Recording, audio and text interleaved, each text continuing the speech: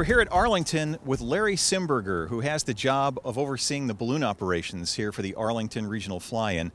Larry, I have to start off by asking you the question, out of 10,000 pilots, maybe one decides to fly hot air balloons. What is the magic in this, and what made you decide to go into this corner of aviation? Well, that's a very good question. My interest started out when I was very young. In 1973, Malcolm Forbes flew across the United States, and I was 13, and watching that story unfold every day, not knowing where he was going to take off from or where he was going to land, and to see him accomplish that really kind of piqued my interest. But a high school friend of mine was working for a local hot air balloonist who did rides and commercial work, and I was invited to come out and help crew, which is a big aspect of ballooning. It's kind of unique to ballooning, and I had crewed for a couple of years before I went for my first ride, but once I went on my first ride, I was really hooked. It's very serene, flying over the cornfields in Illinois. That was a lot of fun. Let's talk about what is different between the world of balloon pilots and the world of other pilots. Do you fly other kinds of aircraft or just hot air balloons? The difference between what we do as a balloonist and a fixed-wing pilot is we are really looking for optimal VFR conditions. What I often refer to as VFR plus. In other words, if you start studying our balloon operations manuals, you'll see limits like 7 knots or less takeoff limits and things like that. And that's because these balloons do act like sails and they get a lot of momentum. While 7 knots may not seem much to a fixed-wing pilot, in an unprotected area is about the maximum we can take off of safely.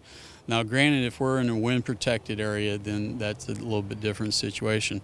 Our flight planning really starts with understanding the winds and the topography and how that's going to change through the morning. And we don't have flight control surfaces, so our knowledge of what the wind direction is and speed at different altitudes is very critical for our navigation, because that's really what we have for navigation, is to change your altitude to find those different winds to get to those favorable landing spots. Welcome to the Aero-News Network, the aviation world's most comprehensive news and information resource. Real-time 24/7 online audio and video programming, where aviation has been getting updated for over a decade. Distributing over 11,000 stories, features, audio, and video programs every year. Only ANN covers aviation and aerospace with this much depth, insight, and expertise. Check us out on the web at aero-news.net. Now, I have to observe, after you've explained about what goes into that planning, that you've taken some flights in your career as a balloonist where things could have gotten very unpredictable. Tell us about the flight over Mount Rainier in particular. Oh, that was a very special flight.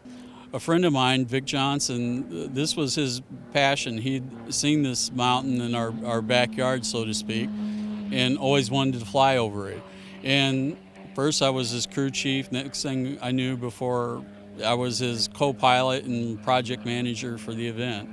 And we really had to study climatology data to understand what weather opportunities we had to fly over that mountain. We knew we needed a certain speed so we wouldn't get stranded. We knew it couldn't be too fast, otherwise there would be a mountain wave wind on the backside of that mountain, which would be very troublesome for us.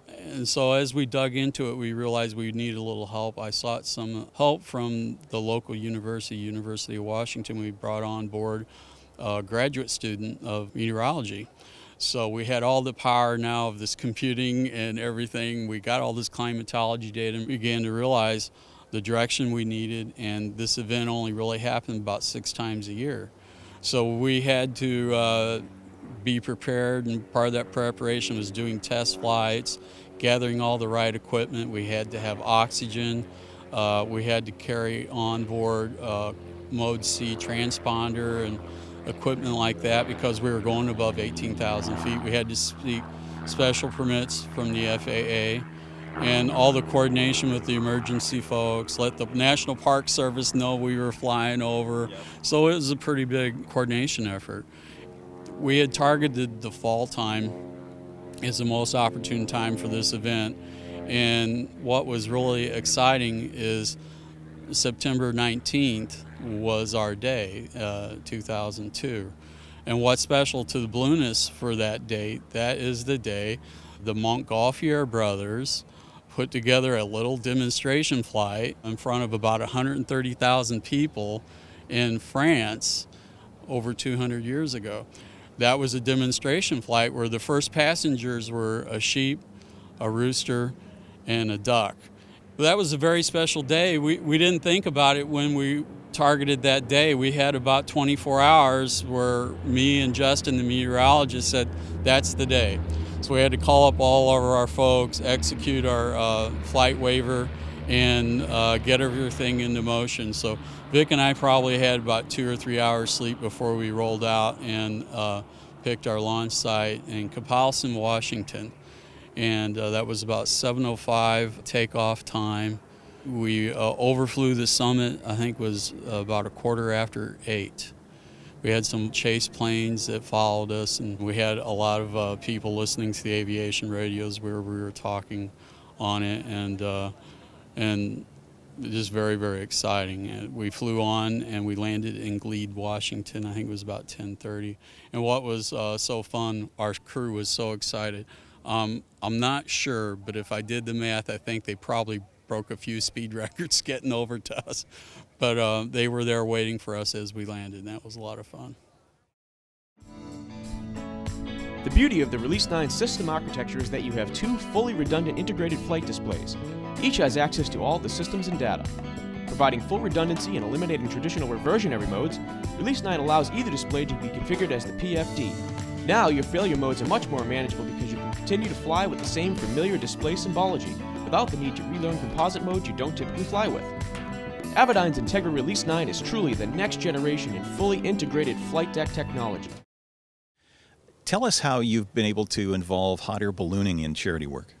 Well, thank you for asking. I'm an EAA member. I'm a flight leader, which means I have given 100 rides to, well, it's not necessarily 100 rides. I have multiple passengers, 100 passengers rides in my hot air balloon. So what we would do is when we landed and if there were kids around, we would take them up in a tether ride, which means we were tied off to the ground, but they got to go up 50 feet and ask questions. And so that's always been rewarding. I've been doing that a number of years, but I think what you're really asking about is a flight I did from Salton, Washington, overflew the Cascades to George, Washington.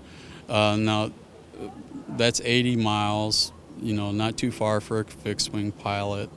And I think my highest altitude was 7,800 feet, which is fairly easy to do, even in a hot air balloon. Nothing unusual there, but it is unusual for the distance, and flying over the Cascade Mountain Range is very unusual for balloons. And as a part of the Mount Rainier flight, Vic and I were really doing this flight out of our back pocket, and a businessman came on board to help make that happen, a man named Tom Bernard and his son Jamie, who was integral for the Mount Rainier flight, and were actually passengers on that flight. So to help offset our cost, we created this flight over the Cascades from Salton to George as a fundraiser to help not only with the funds for the flight, but also for visibility of what we've accomplished. We auctioned 6 rides, and off we went. We flew between the mountains on Highway 2. I don't know if anybody's been that way, but it's very scenic. And we overflew Leavenworth, across the Columbia River, and landed in a farmland in eastern Washington. So that was very rewarding. These folks had paid up to $2,000 a ride for this flight, and we gave that all to a local charity. Well, Larry, we appreciate everything you've helped us out with here, and have a great event. All right. Well, thank you, Paul.